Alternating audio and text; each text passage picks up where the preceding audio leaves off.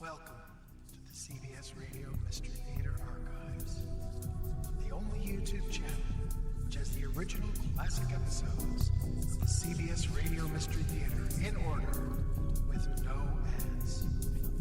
Thank you for listening, and now, enjoy the show.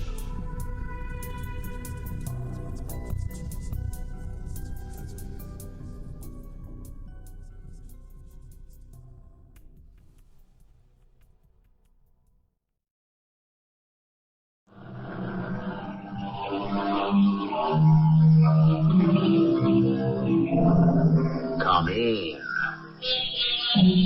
Welcome. I'm E.G. Marshall. If life had a second edition, oh, how I would correct the proofs. So sighs the poet. And I'm sure most of us would agree. Yet, if by some accident or miracle, call it what you will, the book of your life could be reprinted, would the pages show the same mistakes? Who knows? Who can really say for sure? Joey, that dame, she goes for you. Hit her up for some dough. No. Joe, we got nothing left to drink. Go see that dame. She'll give you a couple of bucks. No. I'm not like you. I'm not a bum. I was a cop. A detective first grade. One of the top men in the department. Yeah. And I'm going to be back up there again one day. You just wait and see.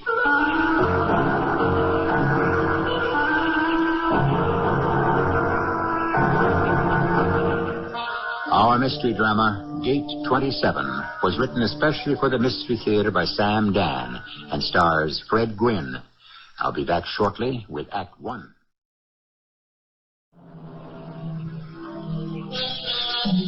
What did the philosopher say? He that is not handsome at 20, strong at 30, rich at 40, nor wise at 50, shall then never be handsome, strong, wise, or rich. Our story will tell of Joe Driscoll, who has just arrived at his 50th birthday, and at this point has none of those attributes. However, let the tale be told by a man who knows Joe Driscoll better than anyone else, Detective Lieutenant Frank Rulebach. The fact is, at the time you were discussing there, Joe Driscoll was a bum. A down-and-out drunk who just drifted around. Every morning you'd see him in Grand Central Station, here in New York, at the height of the commuter rush hour. And he'd usually shape up in front of Gate 27 on the upper level. The railway cops were always ready to give him the bum's rush. Hey, you. Keep moving. I'm not doing anything. Start walking. I guess you could say it's the standard morning ritual. Both of them know it. After a while, the cop has other fish to fry, and Joe is left in relative peace. But by now, most of the incoming crowd has already walked away from Gate 27. Only a few stragglers are coming up the stairs. One is an elderly, grim-looking, hatchet-faced man. A most unpromising prospect. But beggars can't be choosers. Mister, could you spare a Get phone? lost, you filthy animal. And now there's only one more person coming up the stairway. A lady. As a rule, Joe is not a mall buzzer. That's a guy who works on women. With some of them, all you have to do is open your mouth and they scream. But this one looks to be somewhere in her 40s, nicely dressed in a blue suit, and she has a smile on her face. Excuse me. Ma'am, Yes? What is it? could you spare 50 cents for a cup of coffee? 50 cents for a cup of coffee. Never realized how inflation must be hitting your business, too. Coffee, I remember it used to be a dime, even a nickel. What could a nickel possibly buy today, do you think? Nothing. A dime? Maybe a phone call? If you had a dime, is there anyone you'd want to call? No. You know something? I happen to have a dime, but there's no one I could call up either. Well, 50 cents, you said. You're not really going to buy a cup of coffee with it, are you? Oh, yeah. Oh, yeah, sure. Tell me, can you actually get a bottle of whiskey for 50 cents? No. But, 50 cents here, 50 cents there. It adds up. And how many 50-cent pieces have you made so far this morning? None. Well, then, we better get you started. Here. Oh, say, thank you. I appreciate that. And that's how it began. Each morning, he'd wait for her to come up the stairway at gate 27, and each morning, there she'd be in her smart blue dress. And each morning, she'd smile at him cheerfully and say, Hello there. Here you are. Say, thank you. I appreciate that. She'd hand him something, change or a dollar bill, and she'd walk away. And that was the extent of it. She never asked him his name or why he was on the bum.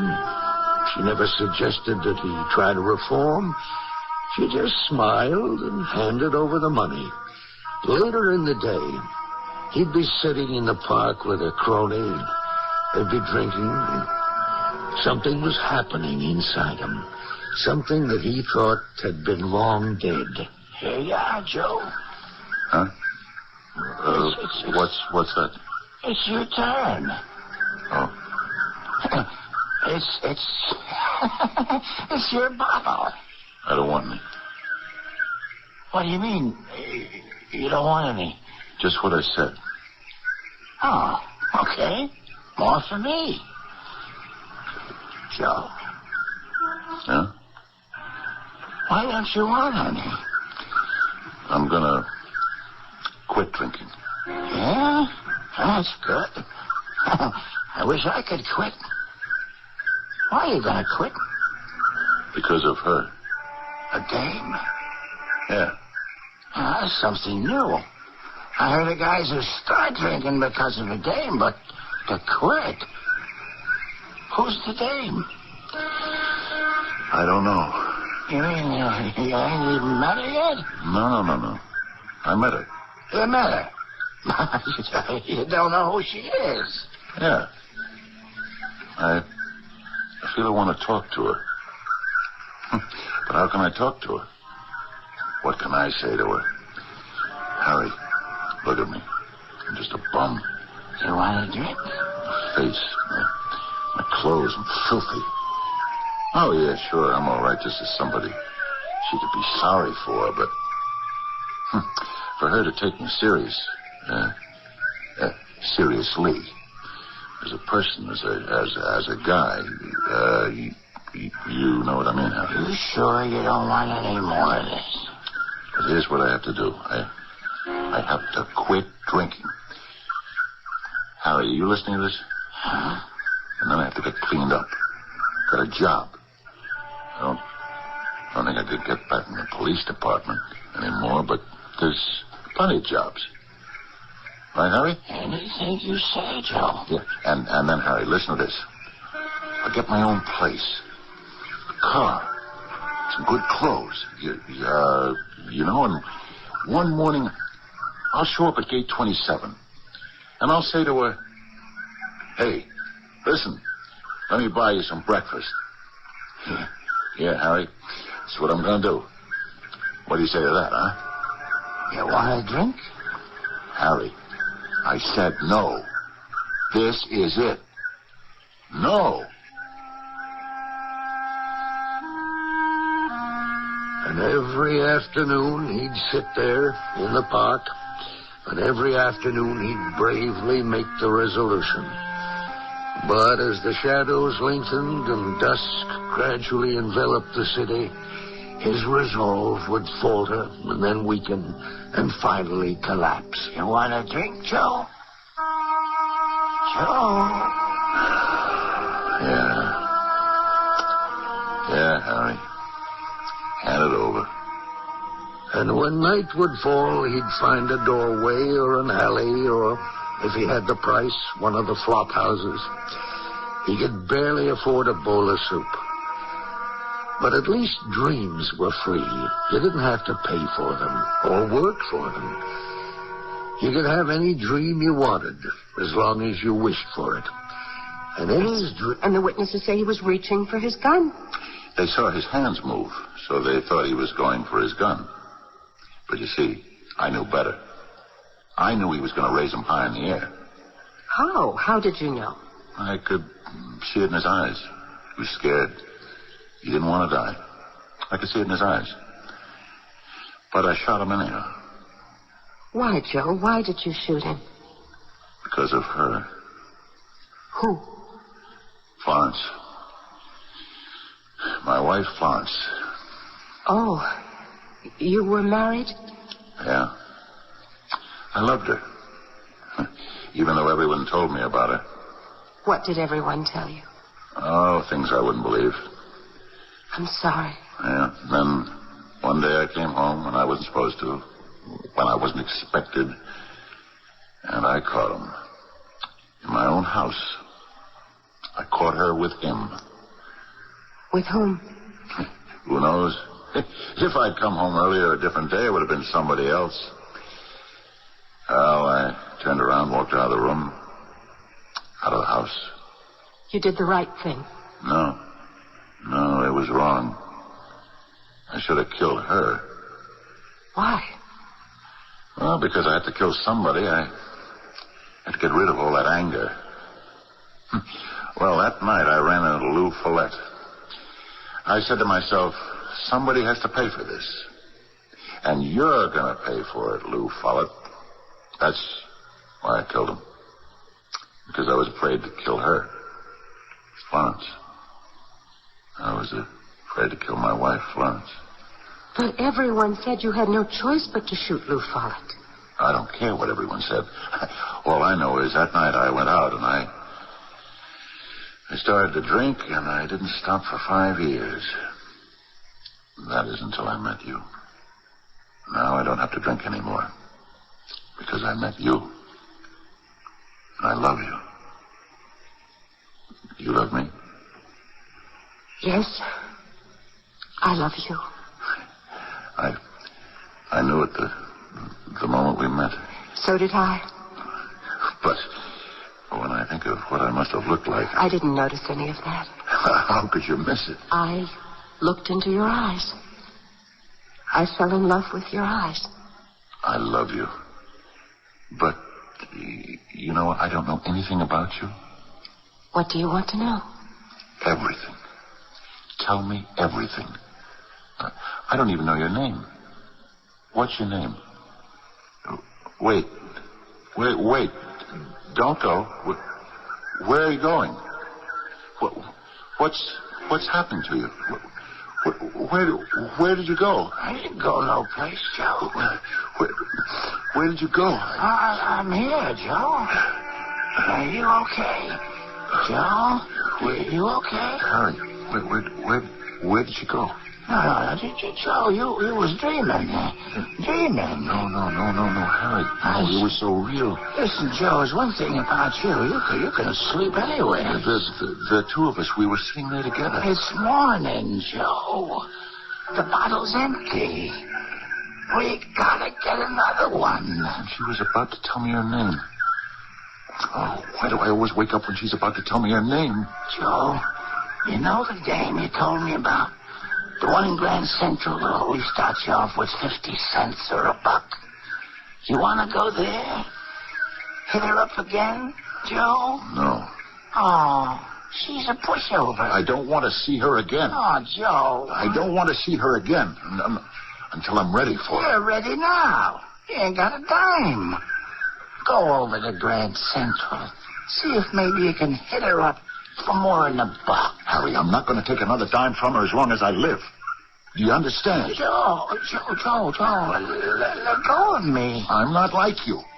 Harry, you listen to me? I'm not a bum. Yeah, sure. I'm not a bum. I was a cop, a detective first grade, one of the top men in the department. And I'm going to be back up there again, Harry. You just wait and see.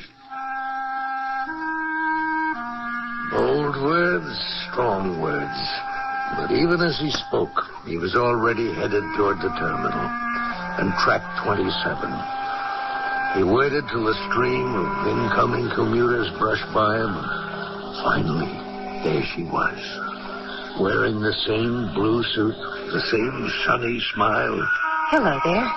Here you are. As she pressed the coins into his hand, she kept walking, and the great escalator took her up into the Pan Am building and out of sight. And he stood there, and suddenly he was in the dark, because the light had just gone out. He was in the dark, and his eyes were filling with tears. His heart would be breaking if it hadn't already been broken 5 years before. Where does a man move when he has no place to go? When the light of hope is finally gone out and he is surrounded by the eternal darkness? Well, if he's a character in one of our stories, he can move on to the second act, where it is to be hoped things will get better.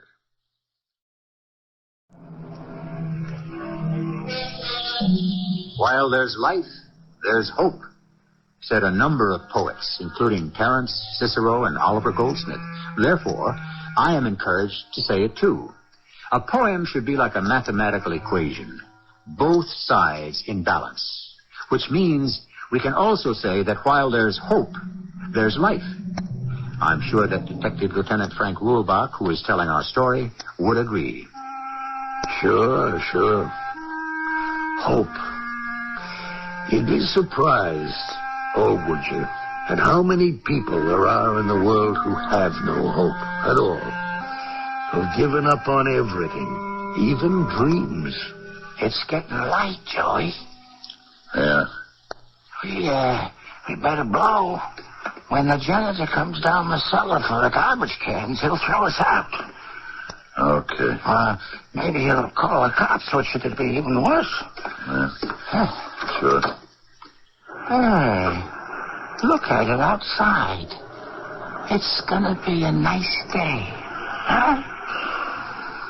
You, didn't sleep last night, did you? No. I noticed. Weeks. You ain't been sleeping. You hungry? No.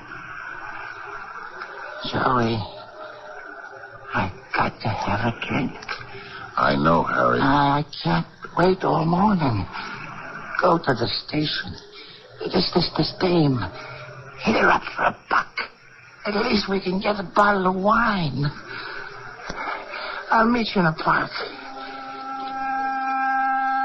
And Joe Driscoll walked as quickly as he could to Grand Central Station.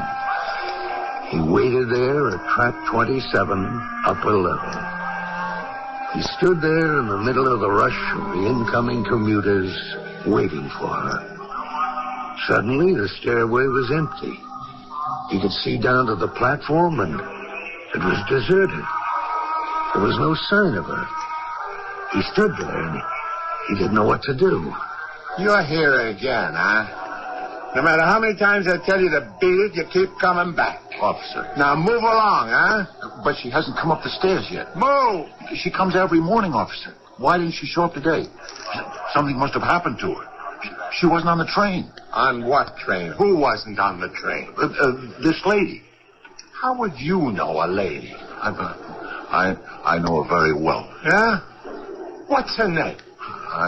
I don't know her name, but she's kind, and she's sweet, and she believes in me. Sure. I believe in you, too. Now, just move along, huh? But she's on the train every morning, officer. Why wasn't she on it today? Who? The lady I've been telling you about. The lady whose name you don't know. The lady who don't exist. All right, now, beat it. But something must have happened to her. Joey, maybe you could go where she lives. Harry, how many times have I told you I don't know where she lives? Well, could you look her name up in the phone book? Harry, I don't know her name. Joe, we just can't sit here all day. What could have happened to her? What's the difference? Harry, she's in trouble. Oh, everybody's in trouble. Whole world's in trouble. Why wasn't she on that train this morning? Joe, we can't sit here all day. Please, Harry, I have to think. About what? Just let me alone, will you? Let me think.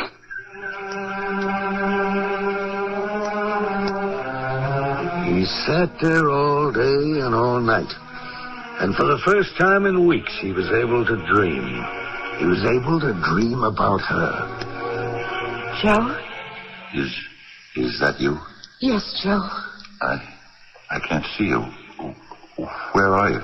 Where are you? I can't see you either. You weren't on the train. I know. Where were you? Joe, I need you. Help me. Help me, Joe. How can I help you? Please. I love you. Help me. How? What can I do? I'm nothing. Nobody. Don't say that. It's true. I'm just a bum. You're not. You're not. No. Just look at me. I am looking at you. I see a man of strength, of character, of courage. No. It isn't true anymore. It's true if you want it to be. Do you want it to be? Try, Joe. Try. I'm afraid. Don't be afraid. I'll help you. But first you have to help me. I need you. Please, come to me. Where are you? Come to me. How can I find you? You can find me. How? Aren't you Joseph O'Dowell Driscoll, one of the top detectives in the department? I'll find you. I'll find you. Joe. Joe, wake up. Huh? What? Joe, you've been dreaming again. You've been dreaming.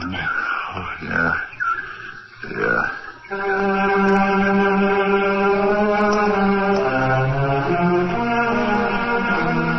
That morning, I think I got the shock of my life.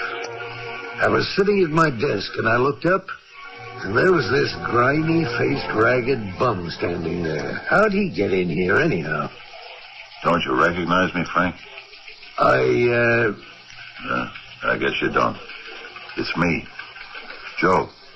Joe? Joe Driscoll. Oh, Joe. How are you, Joe? You can see how I am, Frank. How are things? Things couldn't be worse. Joe, if you need a couple of bucks... Frank, I need more than a couple of bucks. I need a bath. I need a shave. I need a haircut. Frank, I have to borrow a suit of your clothes. You've got to help me. Yeah, okay. I have to find her. She needs me. Who? This girl. No, this woman. This wonderful woman. And he told me about her. He told me everything I've told you so far. I listened. I really didn't know what to think anymore, I suppose, than you do. After all, what can you say to a man like Joe Driscoll? Maybe she's got another job. No. Which could mean she doesn't commute anymore. No. Well, maybe she takes an earlier train. No. A later train. No. Why do you keep saying no? Because I don't think so. Why don't you think so? Because she's in trouble. Well, maybe she's on vacation. I don't think so. Look, maybe she got married and she doesn't have to go to work anymore. I don't think so. Why do you keep saying I don't think so? Because I know she's in trouble. How do you know? Because I'm still a cop, Frank. I still have a policeman's instinct. I know she's in a jam.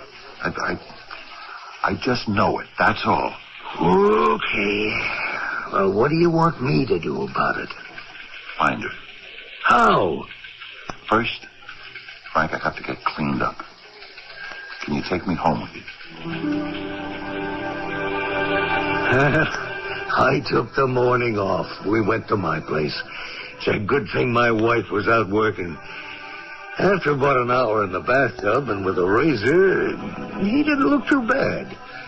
When he put on one of my suits, he even looked presentable. See this, Frank? Yeah, it's your ID card from the department. Yeah. I had to turn in the shield, but I always kept this. I may have to use it. To find her. Joey, you can get into trouble for impersonating a cop. But I am a cop, Frank. Even if I'm not still with the department at this time, I'm a cop. I can never stop being a cop. Is that how you feel, really? Yeah, I do. Look, Frank, I have to get moving. I have to find her. It's been 2 days. Oh, wait a minute, Joe. For what? Please, ask yourself a question. Ask yourself, does she exist? What do you mean, does she exist? Well, does she? Sure she does. Maybe she does, but only in your mind. Frank, I'm not crazy. No, of course not. But you've had a bad time. You lost everything. You gave up everything. You became a drifter. Look, Frank. Something inside you said, no, this can't go on. Joe Driscoll is not going to be a bum for the rest of his days. Joe Driscoll is going to make a comeback. I'm so glad you feel it, and you're going to make good. I know it. So this woman, you don't need her anymore. How can you say that? Well, you needed her in the beginning. You needed her, the idea of her to wake you up. But you're all right now. You can make it on your own. Frank, are you trying to tell me this girl is only in my imagination? Isn't she, Joe? Isn't she?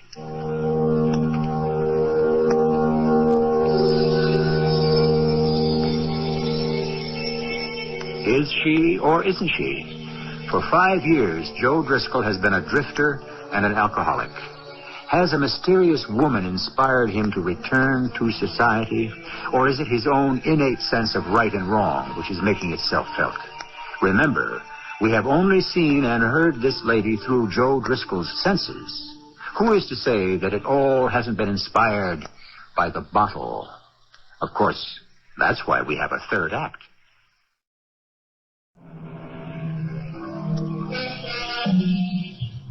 Who was it that first called it the demon rum?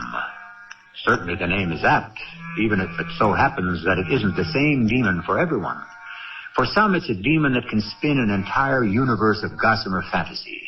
For others, the demon creates a shadow world that seems so real, so logical, so wonderful. Ask yourself, Joe, does she really exist? Yes, Frank, she does.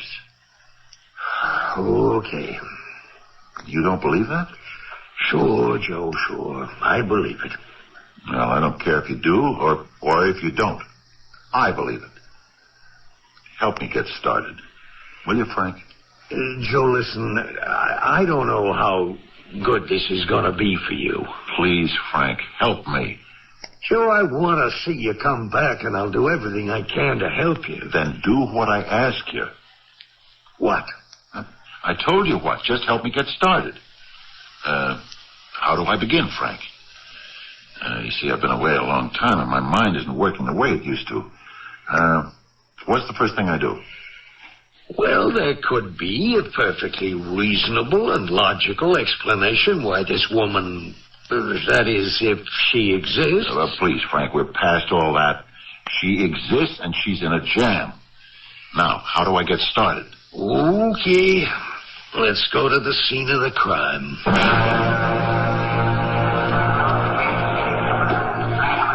This is where she'd come up from. Yeah, 827. She's about 40, Frank.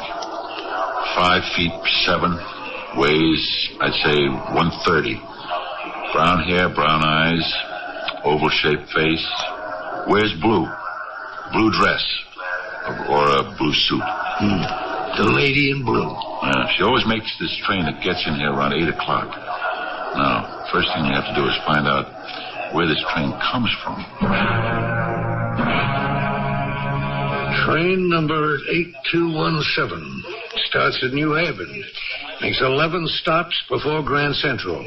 Brings in close to 1,000 people. Joey? Okay, so we're getting somewhere. Where? Well, we know she has to get aboard on one of those 11 stations. Oh, sure. Well, what are we going to do? Ask every one of those 1,000 people? Do you know a woman about 40 who wears blue? Frank, we don't have time. She's in trouble. I know it, and I have to get to her fast. Look, there has to be a way to cut through all of this. You're too smart a cop, or you used to be, to believe you can break a case in 15 minutes. Frank, I can't get rid of this feeling. We don't have time. But time is what a cop needs. Time and patience and shoe leather. You know that, Joe. We can't ask 1,000 people. My point, exactly. But you don't have to ask 1,000.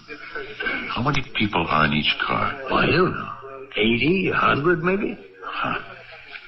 I think I got something. Yeah, what? The car she rides in. Well, it doesn't have to be the same one every day. But it is. Yeah, it is. How do you know? Listen, Frank. Here's how it was. I'd be at this gate, right? The train would come in, and a whole mob of people would come up the stairs. And you know where she'd be? No. At the very tail end. She and this old hatchet-faced guy. Who looks like a hanging judge from one of those old Western movies. Yeah, the two of them would be the last one up the stairs. So what does that tell you? I don't know, Joe. It means they come from the end of the platform, and that they had to be riding in the last car. That's not bad, Joe, not bad. Yeah, so we don't have to talk to the whole train. The conductor who covers the last car, he'd know. He'd see her every day. Well, that doesn't mean he'd know her. I mean, know her name or anything about her. Yeah, but he'd know where she gets on, which one of those 11 stops. And then we would know where she lives. Uh-huh. So we wait till tomorrow morning when the train comes in. We ask the conductor on the last car. But we can't wait till tomorrow. Why not? Because we don't have time. Frank, I'm trying to tell you. She needs me now. What is that we can do? Maybe we can find their conductor. Now?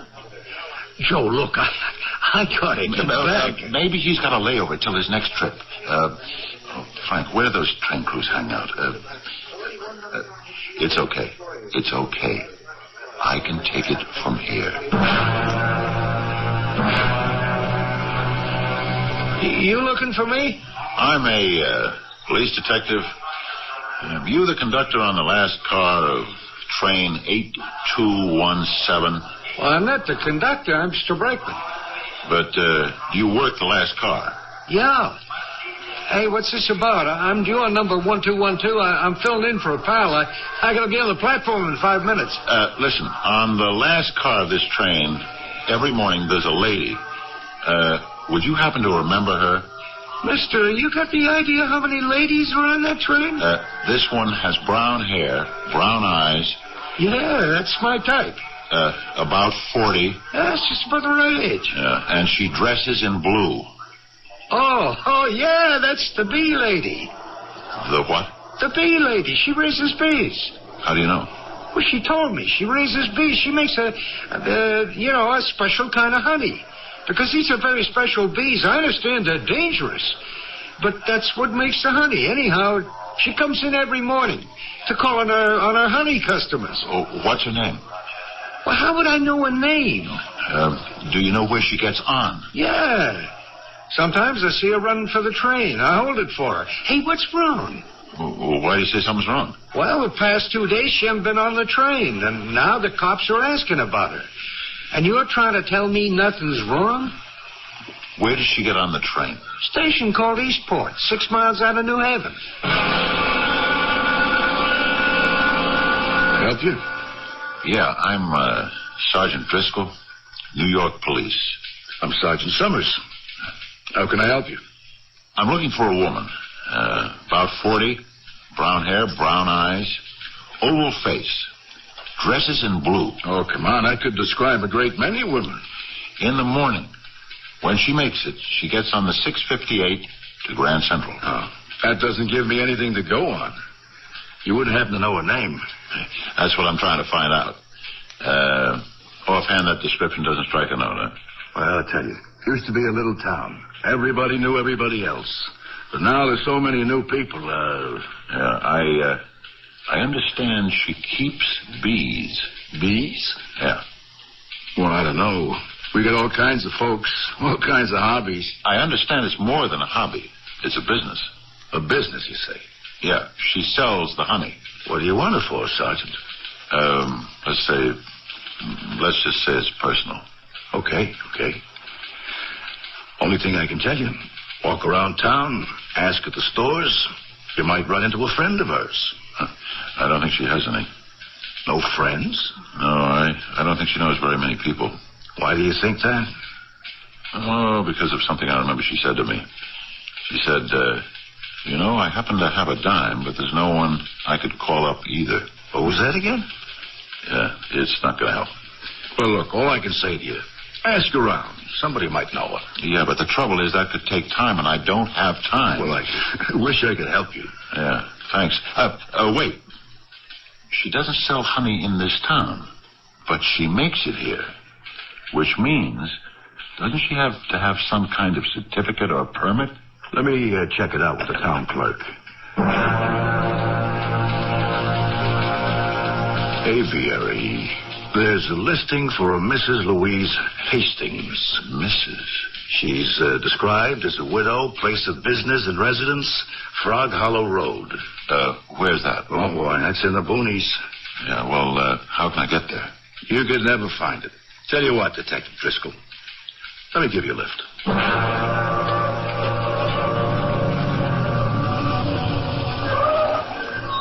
How do you like this for solitude, huh? Yeah. Hey, there's a car. She has to be home. The place is quiet. That's all you've got up here. Quiet. Yeah, but it's too quiet. Louise? Louise? I don't think there's anybody here. Let's ring the bell. Doesn't sound like there's anybody home. Yeah, but the car's here. Where would she go without a car? Huh. Hey, the door's open. Louise. Look at her. Louise. Is she, Help me lift her up. Okay. She's holding the phone in her hand. Look, see? She picked it up and pulled the extension cord out of the socket. What happened? Here, set her down on the couch. All right. She's breathing. Yeah, but it's shallow. Weak. What happened to her? I don't know. There's no sign of any assault. Oh, the whole place is in order. You better plug in that phone and get a doctor, quick. Louise. Louise. Oh, it's you. You. Yeah, it's me, Louise. I knew you would come. I knew. What happened to you? What happened?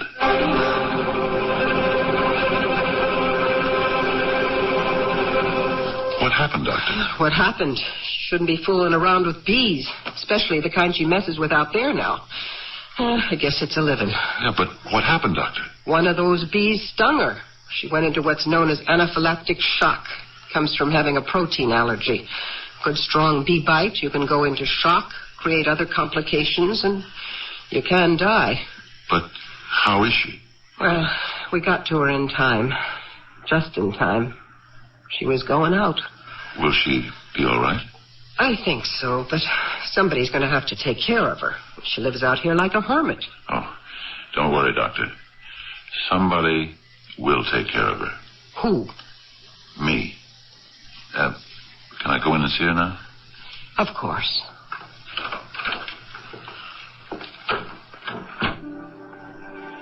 Hello, Louise. Hello. Who are you? I waited for you at gate 27 for the past 2 days. Oh, it's you. I kept dreaming you would come. I kept dreaming you needed me. Louise, are we both awake now? What's your name? Joe. Joe. Oh, yes, Joe. We're both awake now. I think.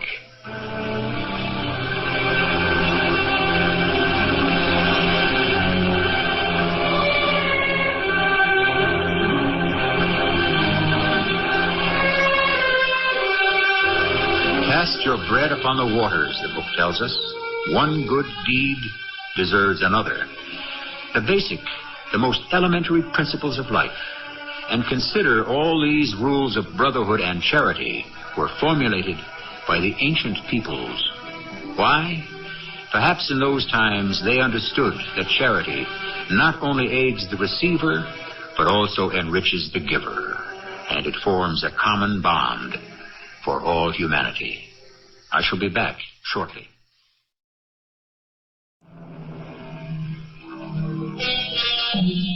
We see them everywhere, the ragtag members of that aimless army of the hopeless, the homeless, the defeated. They drift through the streets and the public buildings of every town and city. Or perhaps we don't see them. Perhaps we try to look past them, or around them, or through them. Is it because they make us feel so nervous, frightened, guilty? How hard it is to be thy brother's keeper. Our cast included Fred Gwynne, Teri, Keane, Court Benson, and Bernard Grant. The entire production was under the direction of Hyman Brown. I hope you enjoyed this episode of CBS Radio Mystery Theater. If you've enjoyed this and want to hear more, please subscribe to this channel. You can also visit my other YouTube channel by searching Mystery